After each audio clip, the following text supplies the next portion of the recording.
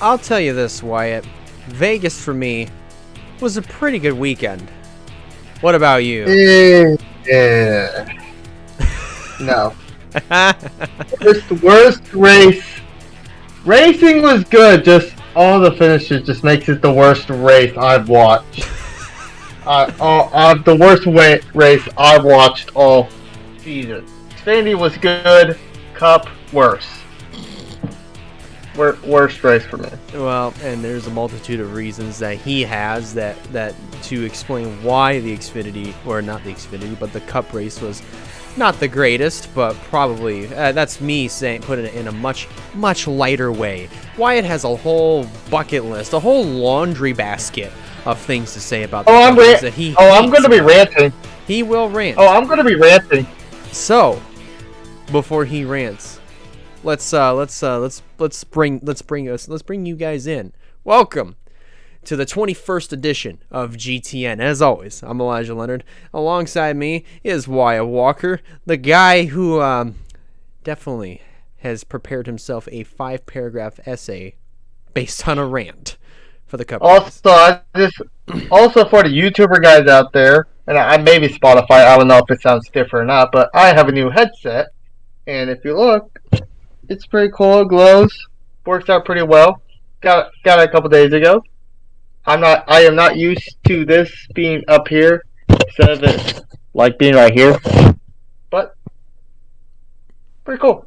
It is. One do that will throw in real quick. All right. Yep, it is what it is. But alrighty. Man, where do we start? I think we might as well just go in chronological order and go with Xfinity, because realistically, Xfinity was just, it was there. It was very, very quiet. Not that it was a bad race. It just was kind of very, very calm. It was clean. It was quiet. You know? I will say this about both races. The racing Xfinity was kind of boring until the end, yada yada. And then all the stuff after, like Cool 1 and all the stuff, was fantastic. I liked it. Mm-hmm. The Cup Series is just the complete opposite. So the racing was good, just all the stuff happened and made it, at least for my end, made it bad. But I liked the Xfinity race. It was pretty good. Yeah. Well, speaking about one of the winners, because I can't really remember every single thing that happened in the Xfinity race, but really a lot of stuff happened in that race. I do remember one thing. The guy that you predicted as the dark horse, Josh Berry, advances on into the Final Four by winning for the second year in a row at Las Vegas. Oh, man, you don't know how happy I was. Like, I called that. Josh Berry, even when the playoffs started, I had Josh Berry as a dark horse championship 4 playoff guy who could be a dark horse champion. And boy, did that prove it. Josh Berry, I like Josh Berry, even when he did part-time in the Xfinity Series, racking up 2 wins, different cars, I may add, and at the same track, which is why I had a feeling he was going to do really good. I'm a Josh Berry. I like Josh Berry. I'm starting to become a Josh Berry fan in the Xfinity Series. I hope he moves up the Cup in Junior Motorsports if they ever get a charter. I would love to see that. I can't wait to see how he does. He may be actual champion threat. I mean, it's very possible. He has shown speed over the last few weeks, and I think in this round, at this point, I think he might flip a switch that's going to back up his reasonings to be in the Final Four, especially with that win at Las Vegas. That was a no fluke win. He earned that one pretty fair. Keep an eye on Mark. You mentioned that. Keep an eye on Mark. So he won that race too last year. He's pretty good there. He's pretty good at those short tracks. So I don't know about Homestead, but I know he's good at those short tracks in Martinsville. And you could kind of consider Phoenix. Phoenix is a little iffy, but right, yeah. But yeah, let's go down to the finishing results, and we'll give a shout out to a certain driver soon enough. But let's get through this. Junior Motorsports, top of the board, first 3 spots. Josh Berry, Noah Gragson, Justin Allgaier. what I found out was funny from that race, the fact that Allgaier and Gregson switched places from last year. It was Barry, Allgaier, Gregson last year. Mm-hmm. Now it's Barry, Gregson, and Allgaier. Barry's still top, but switch the other two. I thought that was pretty funny. That is interesting. And then we moved from junior motorsports teammates to Joe Gibbs teammates. Ty Gibbs gets fourth, and Trevor Bayne gets another top five. And I found this out interesting. He did a second attempt on a interview because when he first did it, he stopped talking and then he fainted. Yeah, he passed out because he felt like that he probably wasn't hydrated enough before or even after. Or it was something, but he had, in his words, or whatever words he used, he basically described it as an experience he's never really had before as a driver. So, but hey, I'll say, sorry to cut you off, by the way, hard fought top five. He was around all race long. Never went away. He was there. Trevor Bayne, if he deserves a full-time ride. He's getting good and he's part-time. He deserves, and he's a good driver to put in Xfinity for Joe Gibbs Racing. I really hope Joe Gibbs makes an announcement soon. Both the Cup, we know Ty Gibbs is going up there, but not just Cup, but Xfinity. Yeah. Get those taken care of. Maybe trucks if Kyle Busch wants to squeak in that as well. RCR's already filled their lineup. I mean, they need to figure out about Xfinity, but I don't know. They get that lineup taken care of. Speaking of RCR, nice segue. Austin Hill gets sixth. Not bad. The final junior motorsport driver, Sam Mayer, gets seventh. Daniel Hemmer gets eighth. Brandon Jones ninth. Anthony Alfredo gets the top 10. You got to give him Anthony Alfredo credit, though. Yeah. Definitely. I mean, he wasn't up there, but he definitely fought his way to 10th. That's for sure. Oh, he did. Landon Castle gets 11th. Nick Sanchez gets 12th.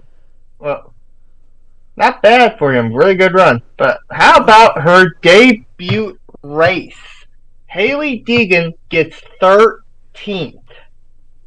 Did I not call that dark horse pick last week? You didn't have faith in it, but by gosh, you did it. I gotta say, it was really.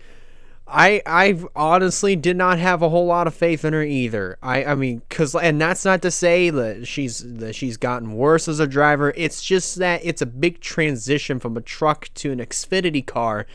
That even then, it's just like, wow. I don't know, man. But hey, even then, even if you don't have success in trucks, there's a multiple drivers who has success in Xfinity for trucks. Noah Gragson is the prime example. We talked about this last week. Noah Gragson is the prime example of this. Oh yeah. He has no wins in trucks, but yeah, he has 13. Noah Gragson has no wins in trucks. Yeah, I think he has no wins in trucks. No, he's got 2 wins. You're talking about. You're thinking Harrison Burton. Burton had no wins in trucks, but he has 4 in Xfinity. Noah Gragson. Burton has 4 in Xfinity, but I swear I thought Noah Gragson. No, yeah, he's got 2 wins. 2 wins. 1 in Martinsville and then another one at Kansas. 1 in 2017 and another one in 2018. Well, the second the second Truck Series win for him came at Kansas, 2018. I'm pretty sure I thought he did. Oh, Noah Gragson beats Kyle Busch for a truck win at Kansas. Oh. The heartbreaking Dover, Farmington. Oh, well. Huh. I actually did not know that. I thought he didn't have any wins in Truck Series. Surprise. He has 2 wins. Well, that just screwed me up.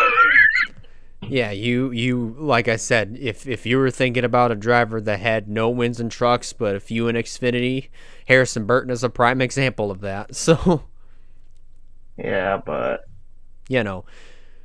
You get what I mean. Some drivers find more success in Xfinity than they do trucks, and Noah Gragson is a prime example.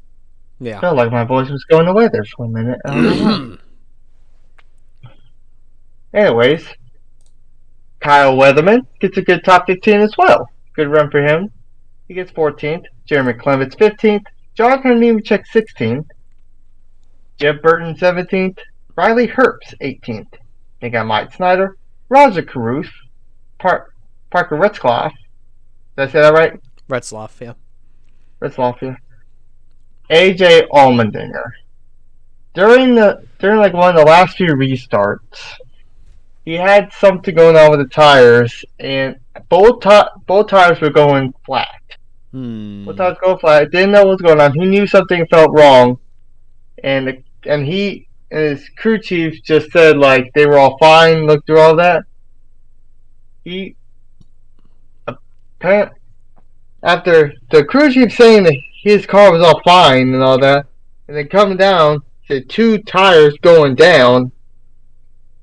How does that go through the rest of the season? Knowing that you knew something was going on, but your team was trying to tell you it was fine.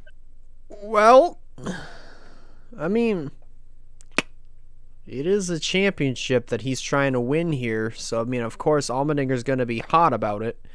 But I will say there's also a really good chance that Allmendinger, between either at Homestead or Martinsville, he will find a way to bounce back. You can never, ever, ever, ever, ever, ever, ever count AJ Allmendinger out. Ever. Never. Never. No. Just no. He finished 22nd, by the way. Stephen Parsons gets 23rd. Chris Wright gets 24th. Garrett Smith with 25th. Kyle Sieg, Jeffrey Earnhardt, Ryan Vargas, Mason Massey, TJ McLaughlin, David Starr, Matt Jaskell, Bailey Curry, Josh Williams, Matt Mills, JJ Yaley. Sheldon Creed had an engine issue, I think around either between stage 2 or the final stage. I don't remember where.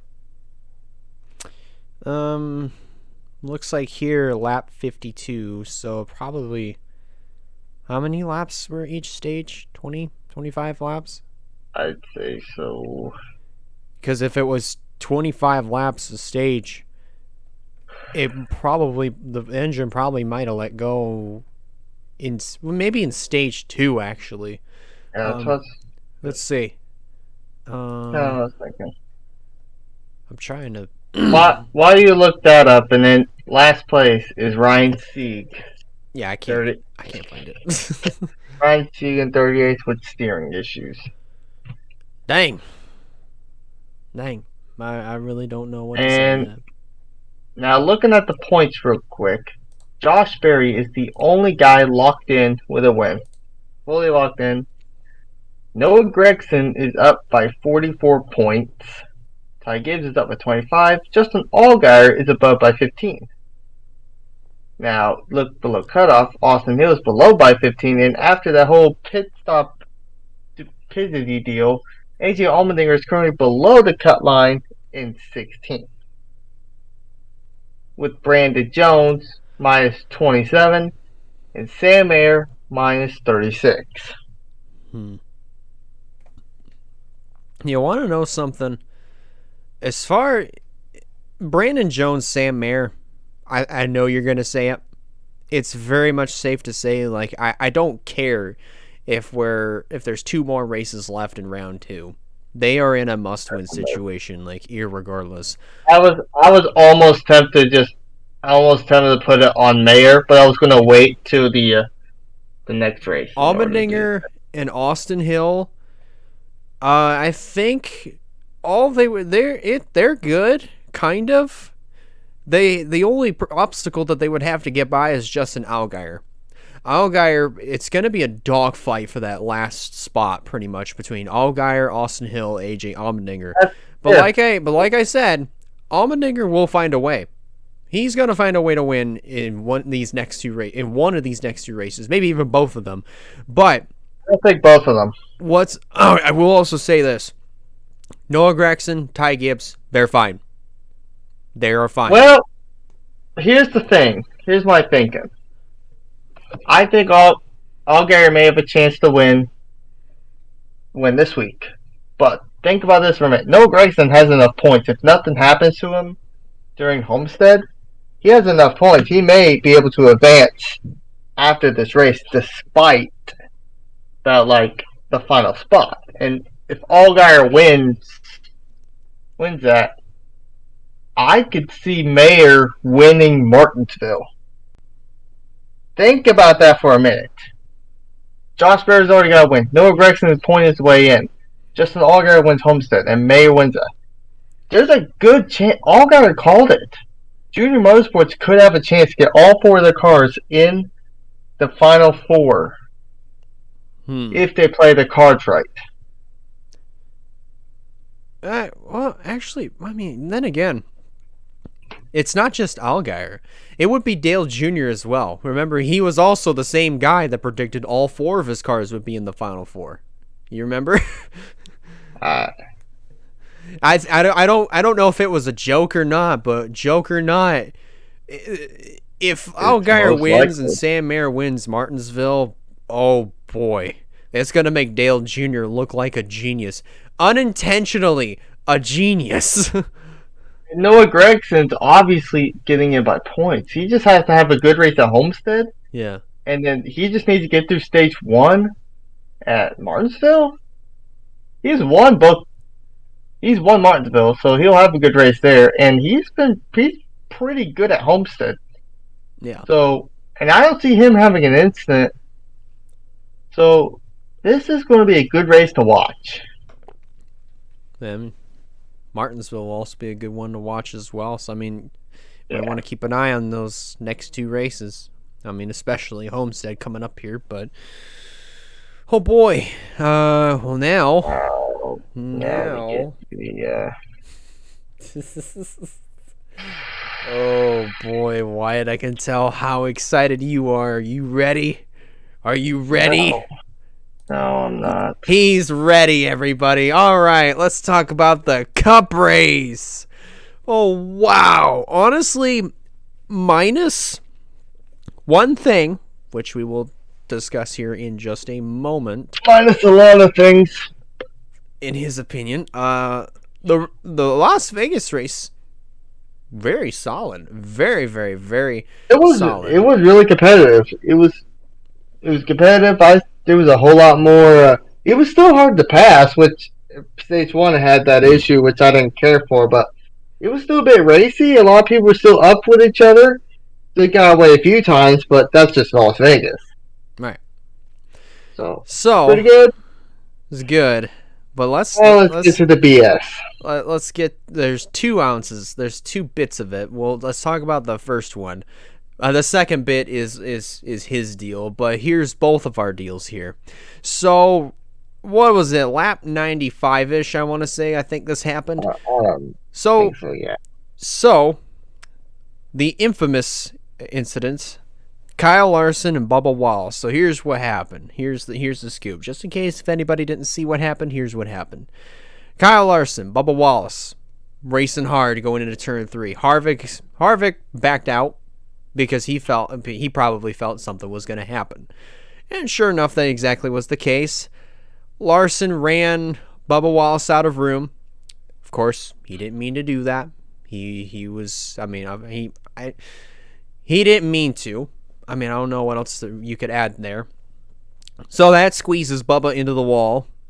Bubba, being as upset as he was, let his emotions get the best of him, yanks the wheel to the left, full throttle ahead, right rears Kyle Larson on the straightaway, and takes out Oki's boy over here, Christopher Bell, and that puts him in a really deep hole. It puts him in a really deep hole, as of right now. Larson's move wasn't as smart as well. Just like going in the corner, he tried to dive bomb me. I think he was trying to get a 2-for-1. He got to Harvick, but Harvick backed out. ran up the walls. I can understand Bubba's frustration, but doing that, and not to mention how bad these cars are. These cars Right. aren't 100% yet. Like Yep, the safety wise. Safety wise, these safety cars wise. aren't safe. I mean, racing wise, yeah, they're there, but as far as safety, it's I You mean, look back at the videos, we've had issues with the right back rear. Christopher Bell and Kyle Larson both hit them in the yeah. back. Yeah. So if they start having like they mentioned like concussion type issues, then that's going to be worse on Bubba Wallace and all that stuff. And He's if probably going to get a suspension penalty. and I if think. sorry. You think I sorry. think. I think he needs a suspension penalty just for that. I hope NASCAR calls that. But on that, And if that wasn't enough, Bubba got out of his car. And he didn't follow any of the mandatory protocols to take the trip to the infield care center. Instead, what he does, he gets out of his car. He makes a beeline for Kyle Larson. But he's not running. He's not running. He's just going to go. He's going to walk over there and he's going to go see what happened, right? Because, that was my first thought, It's just like he probably was going to go walk over to Kyle Larson, see if he was okay, and just put his palms up in the air and just go, what happened? Why'd you do that? Why are you doing that on lap 95, right? Well, okay. He gets close enough to Kyle Larson to where he drops his helmet, his Hans device, and he shoves Larson about 3 times. And he was, of course, very frustrated. And, of course, that was very uncalled for. But what makes the matters worse and what makes Bubba look a little bit worse is that he doubled down on this behavior in his interview. the interview is what made me lose all respect for him. I've tried to be on the side. I've tried to deal with Bubba as much as I can. The interview is what threw me off. It's Right. like I'm done. I'm no longer Bubba Wallace. To me is another Joe Logano. I've had it. I'm at that point. Honestly, I'm not a hater, but it's like I can't. I'll be honest. Like, Bubba's a great driver. I think he's he's also another great personality in the sport. But the problem is that when you double down on a behavior like you had on track, and especially on the front straightaway where everybody has a front row seat to watching you shoving Kyle Larson, especially in front of the safety workers and the pit and the track officials as well. That puts a really bad look on you. And I mean, even especially after the media attention that Bubba has gotten over the last couple of years, especially with BLM and also the noose. The noose on in his garage 2 years ago, which really wasn't a noose. It was just a part of the garage, like handle. You pull it down, push it up, whatever. Bunch of BS. There's, I don't know, man, because like I said, Bubba's a good driver. I mean, even I don't know, man. I don't know where to go with that, but just when you have so much media attention on you, especially with this year of how close he's came to winning and winning. He's been right there, Then he finally gets that chance to capture his first official checker flag, even though it was his second win overall. I mean, like, that was great. It was a great moment. I supported Bubba. I mean, I have supported Bubba throughout the last couple of years. But that is a move I just can't get behind that, man. Like, I just can't. Because that's a really, really, really hard, not really hard thing to watch, but it's just something that I just look at it and just go, man, like, what were you thinking, man? Like I get And your emotions we got the best of you, but still, man, you doubled down on that behavior, and it still makes you look bad. Why? Now let's talk about his interview real quick. So what? So he first off, I think it was just a business deal. You know what I'm saying? It was business, team orders and stuff. But first off, he said it was. I thought he said it was a steering issue, nothing he could have done.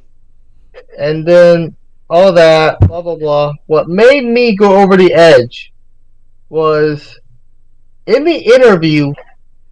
I think it was. I forgot who did. I don't remember. It was Marty Snyder, Parker Klingerman. I don't know who. No, it was who Snyder. the pit reporter was. It was Snyder. Yeah. He asked about Christopher Bell, and the only thing he said was sports.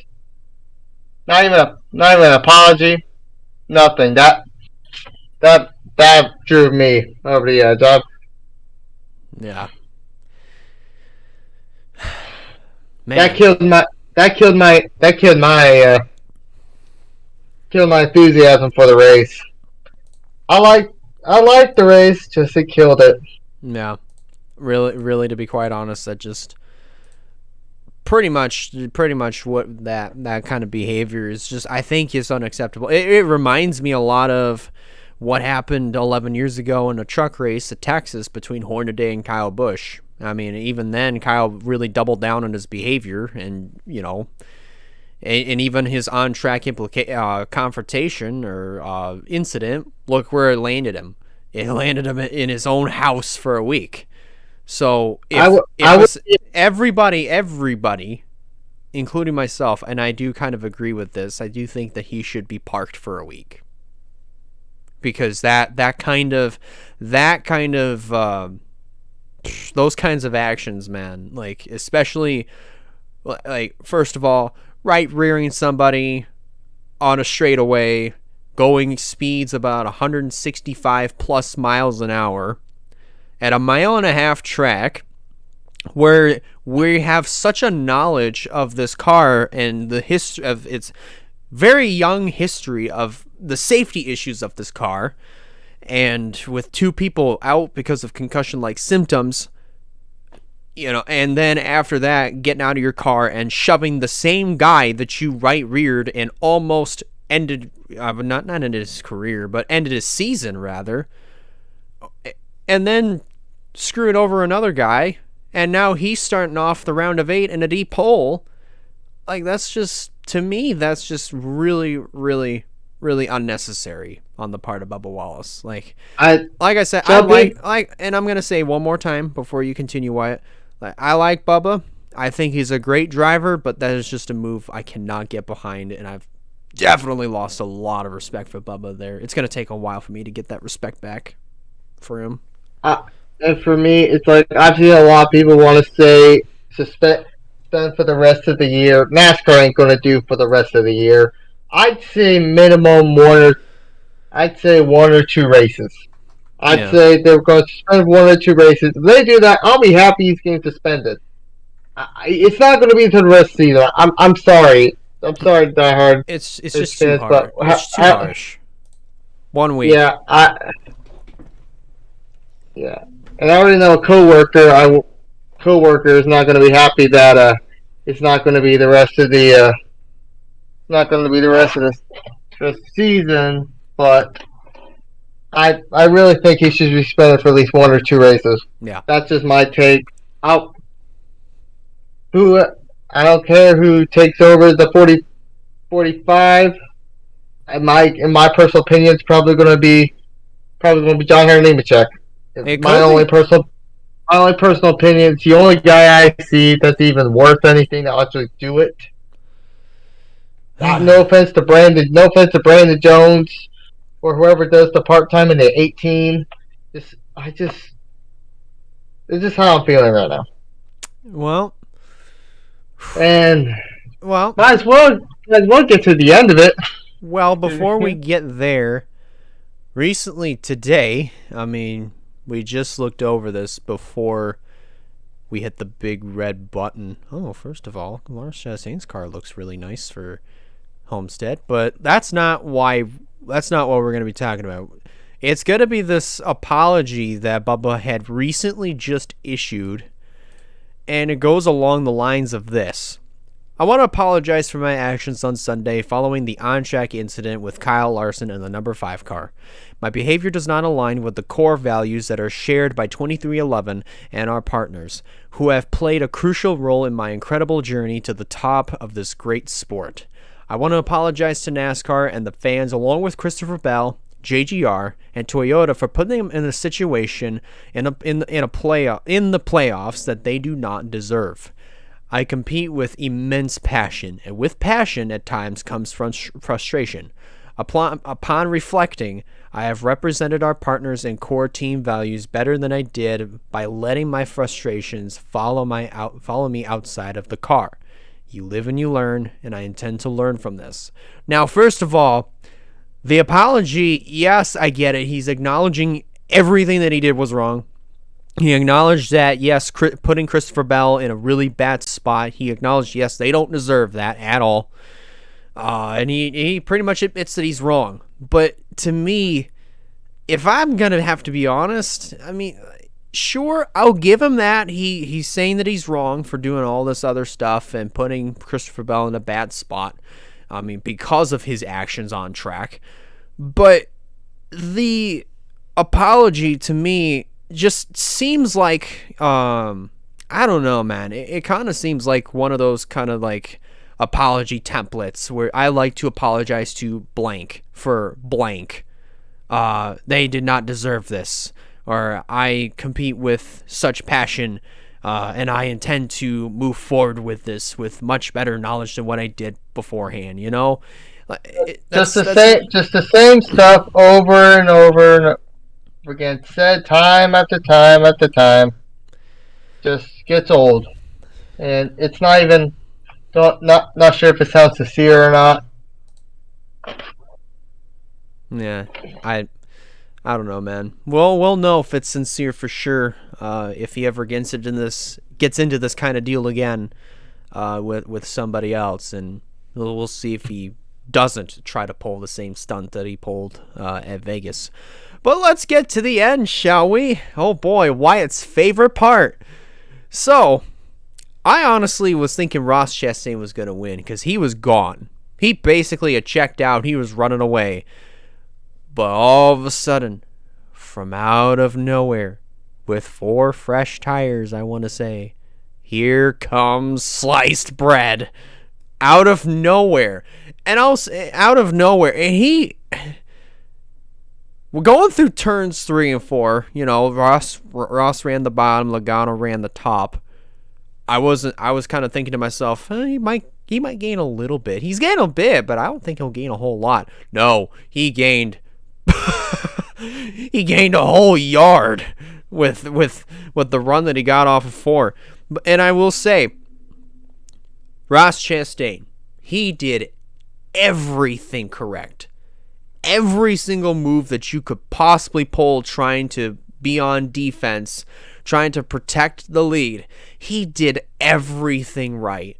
And he raced a very clean race with Joey Logano. But at the end of the day, the fresher tires prevailed, and it's Joey Logano who wins Las Vegas and advances on into the championship 4. As if the race couldn't have gotten worse for me. Bubba pulls that stunt, takes out gets Larson, a driver I like, gets Christopher Bell is the bystander who got screwed up by the damage policy clock, and then of course, Dipshit McGee wins. Wyatt absolutely loved the finish. I could tell you, he was jumping up and down for joy. He was happy. I turned off the TV as soon as they got to turn final lap. I turned that off. He watched the post-race interview, the burnout, the victory lane celebration. He was just so happy, man. He was so happy. I turned that off. I didn't watch it. No.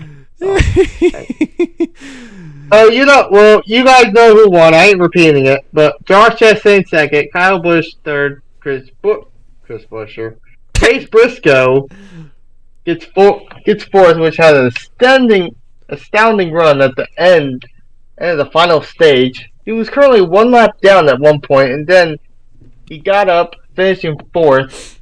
He may actually be a dark horse to get into the championship 4. Briscoe, yeah, absolutely. Briscoe, Like I think we said this last week. We had no faith that he was going to move on. No. Zero faith that he was going to move on to the Final Four. But he started off round 3 on the right foot, finishing top 5. And I think he probably is going to be a pretty legitimate dark horse. We'll have to see what happens at Homestead and Martinsville. But I'm going to say, I think he could do it. I think he's starting to make me a believer. Then we got Denny Hamlin fifth, good run for him. Tyler Reddick, Mark Truex Jr., Eric Jones, and I guess for another week in a row that AJ Allmendinger has finished top 10. Hey, that's impressive. That's not very good, and I don't even know how Austin Dillon got top 10. Hey, great question. I mean, he started 10th, he finished 10th. He didn't gain any positions. He didn't lose any positions at the very end. He just started 10th and he finished 10th. How about that? No, Rector had a good run. He started to get good in these cars. He got 11th. Harvick 12th. He had a good run. William Byron 13th. Justin Haley had a good strategy. He was leading for a while. I was kind of rooting for him to win, to be honest. That would have been really cool.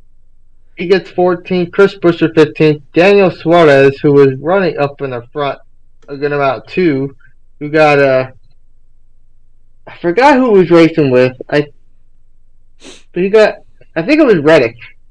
Maybe it was. He got pushed up the track and he lost the car, spin through the infield terrace, and rebound to a 16th. Not bad. He raced back Kozlowski 17th, Eric Armola 18th, Michael McDowell 19th, Cole Custer 20th, Chase Elliott 21st. Oh, this was a really dark day for Chase Elliott fans. We talked about like a dark horse for Chris. Why do I keep saying that? Christopher Chase Briscoe. I don't want to say Chris Buescher again, but Christopher Buescher. Chase Briscoe be a legit dark horse for Championship 4. Chase Elliott is starting to become a legit non-Championship 4 driver. The last few rounds, every single time in the first round of each playoff round, he has always fell back, had an issue.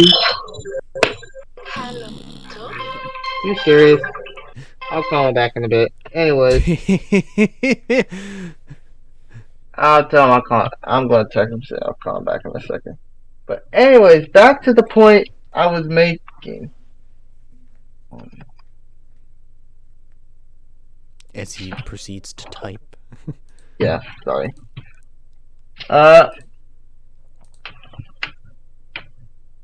He is starting to fall down in the points. Where is he at right now? I'm going to pull. I usually wait till I'm pulling this out right now. He had like a 33 points coming in. He probably did. 33. He's now at the 17. I don't know how well he's going to. I actually don't know how well he'll do at Homestead. I really don't.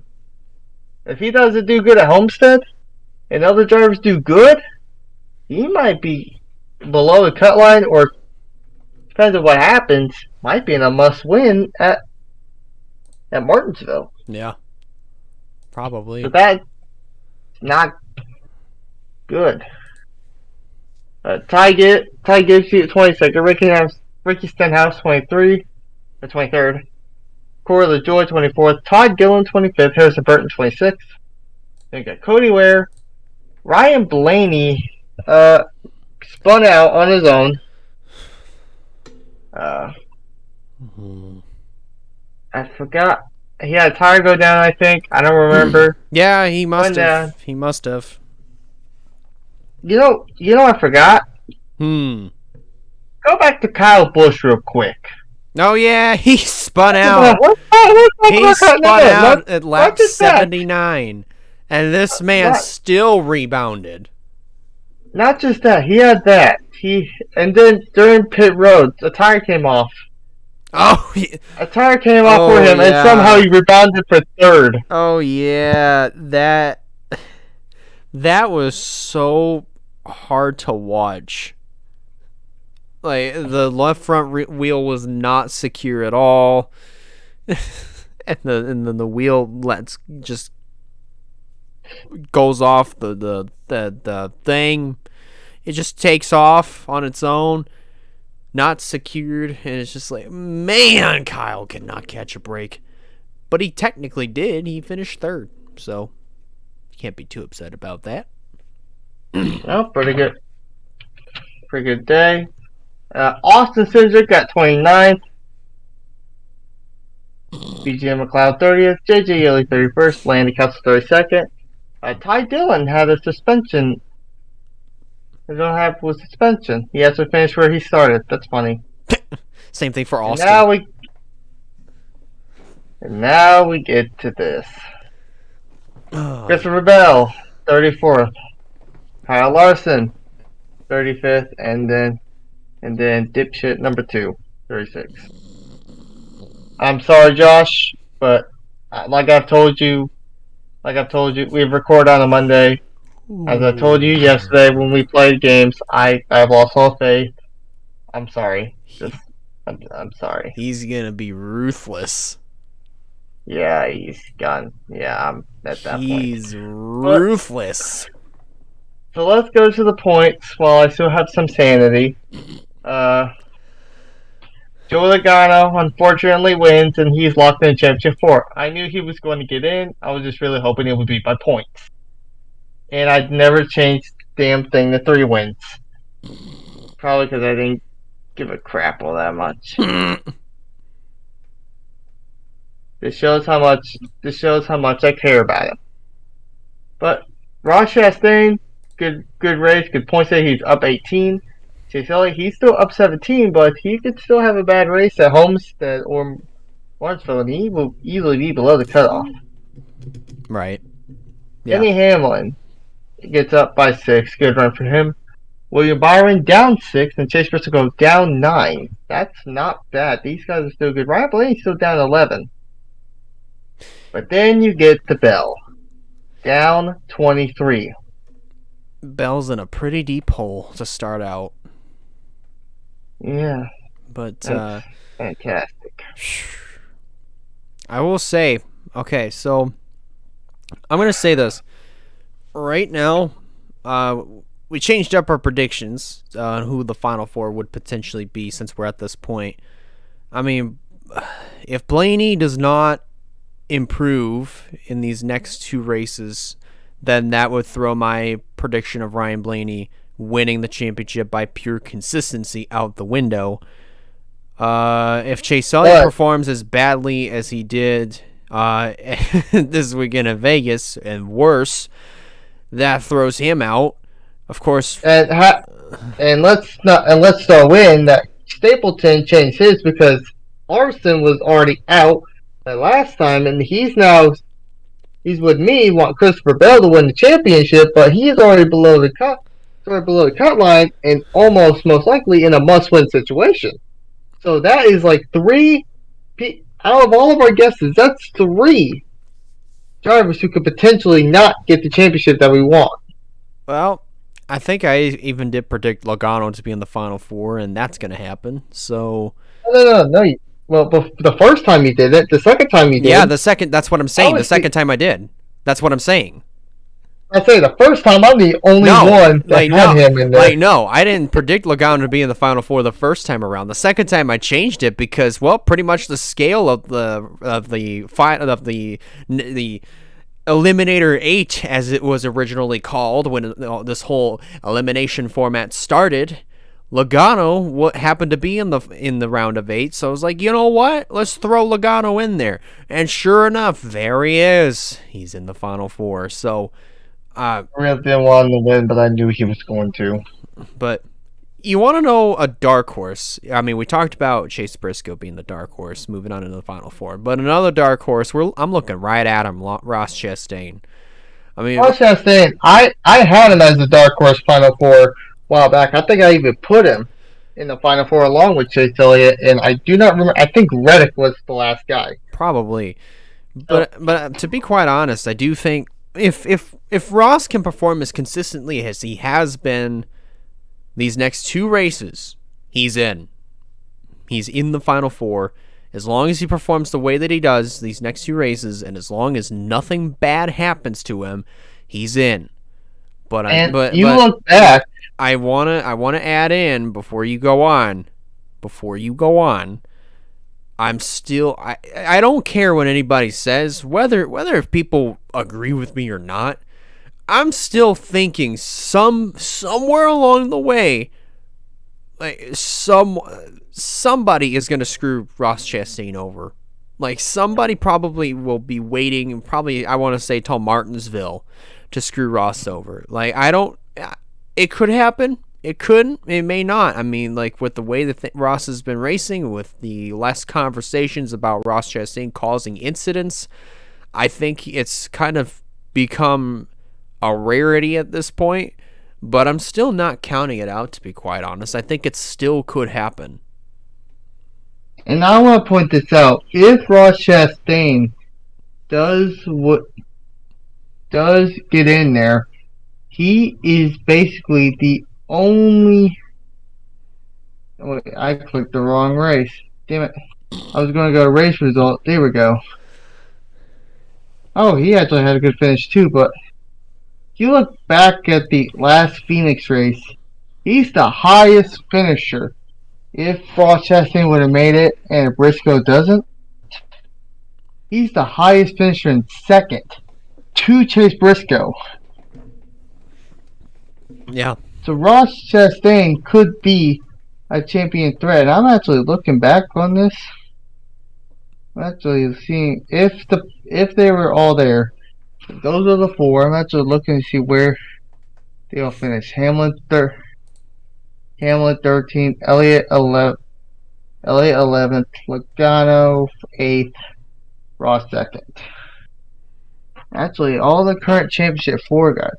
Briscoe 1, Reddick, Ross 2nd, Blaney 4th, Logano 8th, Elliott 9th, Blaney 13th. Where did Byron 18th and Bell 26th? So, I don't know. Yeah, I don't know, man. It's gonna be interesting, I'll say that much. Yeah, I mean, I don't know what else to really add on. It is going to be interesting for sure. But alrighty.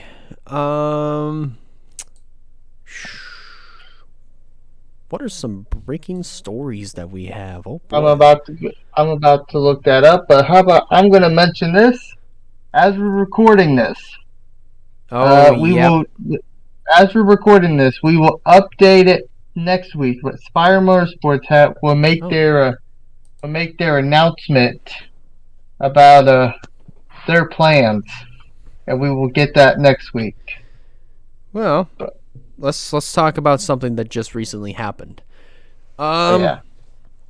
So there was a press conference that Kurt Busch had put together this past Saturday at Las Vegas, and we were thinking, oh, maybe this could be an update on how he's doing. Maybe this could be he's probably gonna come back in 2023, do one more year, and then that'll be it. Well, what turned out to be what I thought it was going to be, it didn't turn out as such. Unfortunately, per doctor's orders, Kurt Busch is not going to be returning for the rest of the season. And on top of that, he is stepping away from full-time competition in 2023. And not only that, Not only that, at around the same time that this was announced by Kurt Busch, RCR had also announced that Tyler Reddick will be moving over to 2311 one whole year early to drive the number 45 in Kurt Busch's place. Which I think that's pretty. Which it sucks for Kurt Busch. I really sad this happened to him. I really hoped it didn't.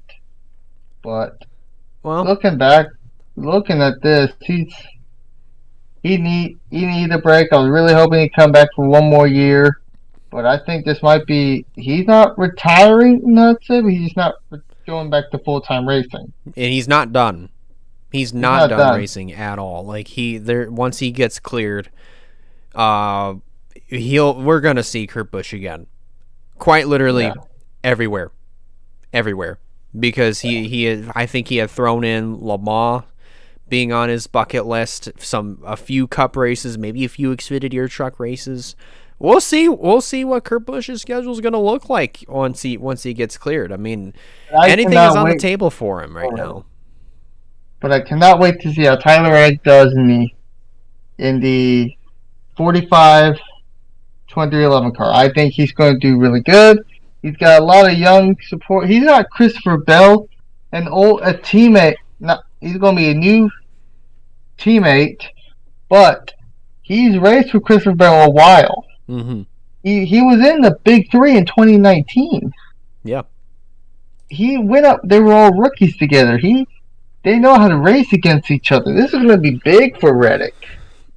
It's huge. It's going to be big for Reddick. I think this is going to work out really well. And I cannot wait to see how that goes. It's going to be interesting. I can't wait. Another news things I was just looking up. Justin Allgaier has been confirmed to come back to the 7 for next year. Yep. And can't think of the sponsor name. Brandt will return for about 20 of those races, so good to see that. And also Blake Harris, the crew chief for the Michael McDowell right now, will be moving to Hendrick Motorsport to be the crew chief for Alex Bowman. Hopefully when Alex Bowman comes back and is 100% again. We'll see how long this takes, but no, that's great. That's great news. I mean, I'm really excited to see Blake get this opportunity. And think about this for a minute. He's Michael McDowell's crew chief right now. Michael McDowell had a career best. Career year. He's going to do good.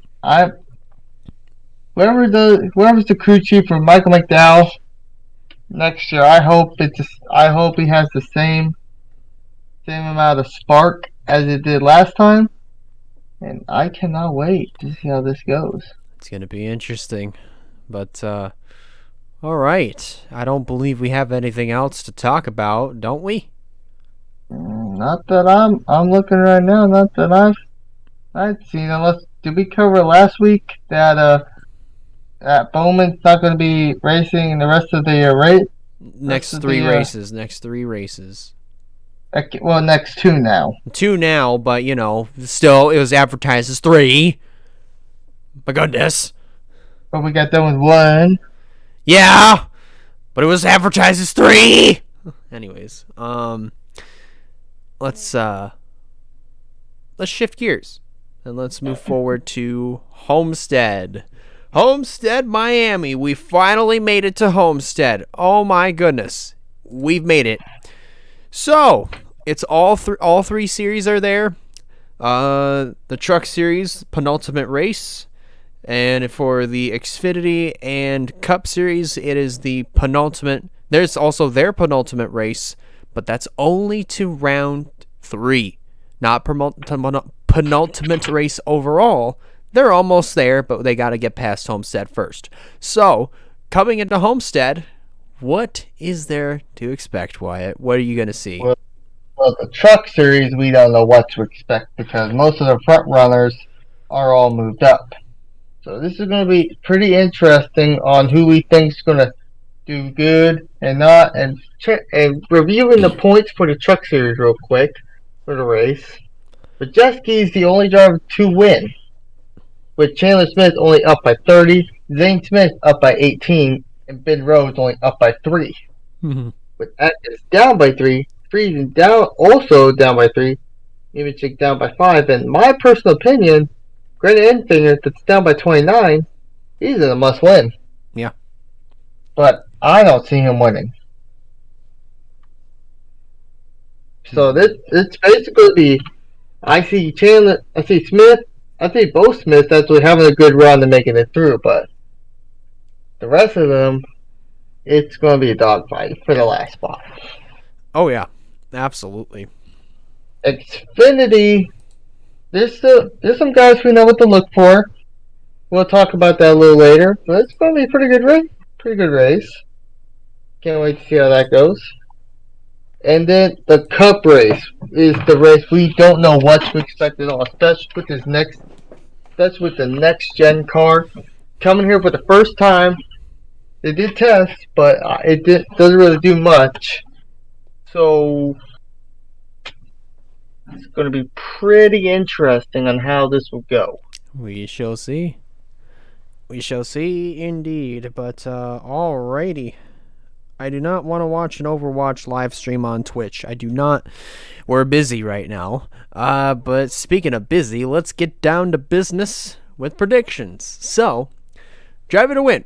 Pretty self-explanatory. The driver to stay away from is the driver that hasn't been doing well the last couple of weeks, or we're just coming up to a track where they just suck at. The dark horse is the exact opposite.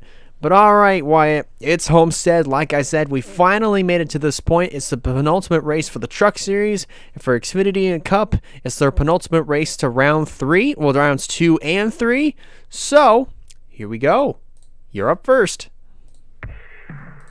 Truck race is kind of hard to predict it, but my dark horse, I'm going to go, I've said his name, I'm going to say it again, it's going to do good, Zane Smith. My dark horse. My driver stay away from Grant Enfinger. That's an interesting one. Yeah. My driver to win is going to be a different story, and I really don't know. I don't think a playoff driver is going to win, but just the sake for this, I'm going to go Chandler Smith. It's a good one. Very good one. For the Xfinity series, I could go up to it. My dark horse is going to be Noah Gragson. Actually, yeah, no, I'm committed. I'm going to commit to this joke, but also be serious at the same time. Noah Gragson is my dark horse. My driver stay away from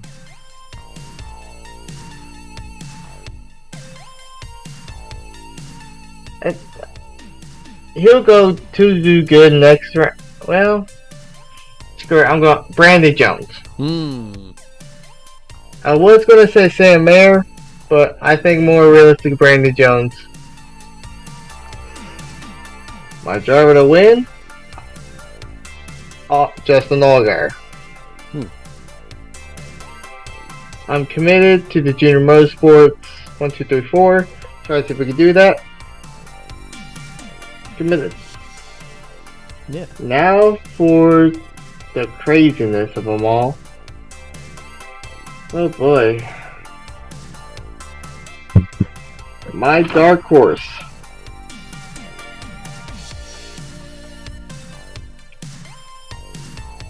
William Byron. Woo. He won it last year. That's interesting. My driver to stay away from. I'm going to shock a lot of people. Chase Elliott. Yeah, honestly. My driver to win, Ross Chastain. I think Ross will get it.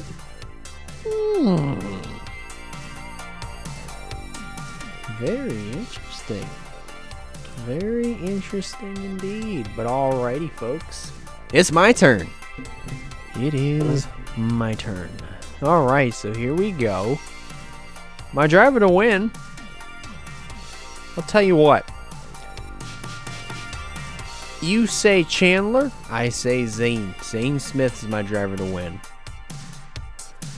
My driver to stay away from, on the other hand, I'm honestly thinking, let's see here, because you said Grant Enfinger. I actually am gonna do a little bit of research of my own here.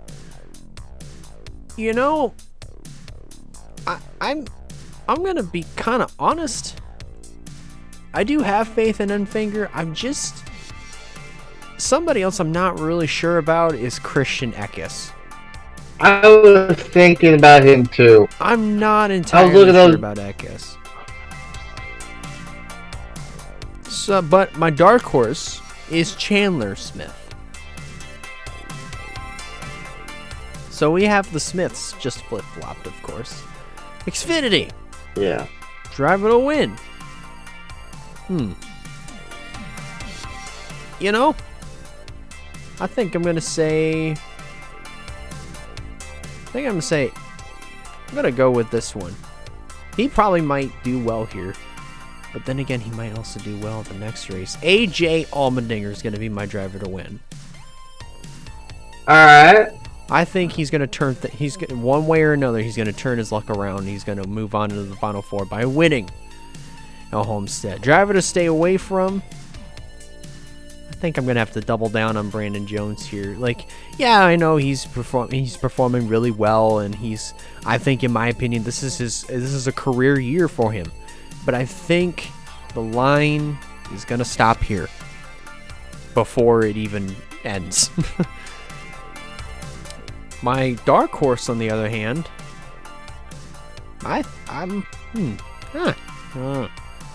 you know what? I'm going with a non-playoff guy here. Trevor Bayne is my dark horse. I am liking Trevor Bayne's chances here. I honestly am. This is a resurgence. The resurgence of Trevor Bayne at its fullest. It's lived its fullest. I want to see him come back for a full schedule. A full season for Joe Gibbs Racing. Agreed. And now, here we go. It's time for the main event. The Cup Series race in Homestead, Miami. We have absolutely no idea what we're going to see. But let's get down to it. Driver to win. I honestly think it's going to be Denny Hamlin. Denny Hamlin's my guy. Yeah. Because, let's be honest, I mean, Hamlin, has won it. I think, how many times has he won at Homestead? Once? Twice? He's won. Well, twice, yeah. But, I mean, Homestead, he generally runs pretty well. Pretty well at Homestead, I'd say. Driver to stay away. No, yeah, he did win twice, 2013 and 2020. Anyways, but driver to stay away from. Back to it. Whew.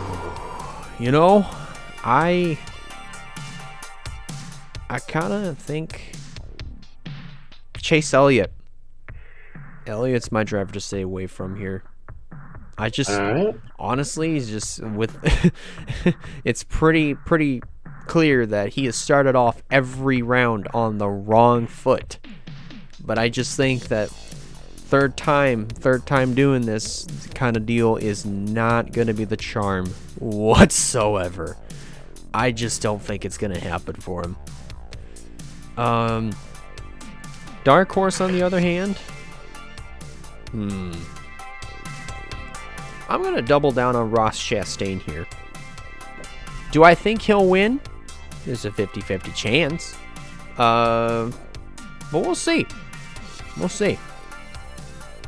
You can still get a really good finish. Well, alrighty, Wyatt.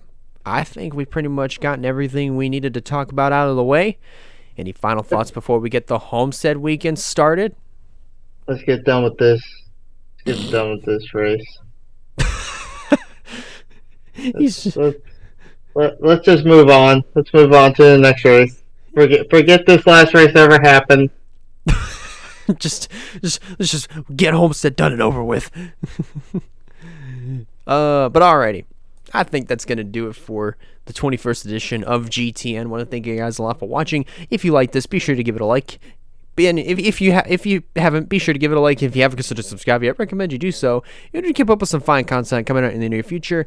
If you're listening to this on Spotify, be sure to hit that follow button so that way you don't miss a single future audio replay that comes out Thursday mornings at 11 a.m. Eastern. And that pretty much does it for us. On behalf of Wyatt Walker, I'm Elijah Leonard signing out, and we'll see you in the next one. See ya.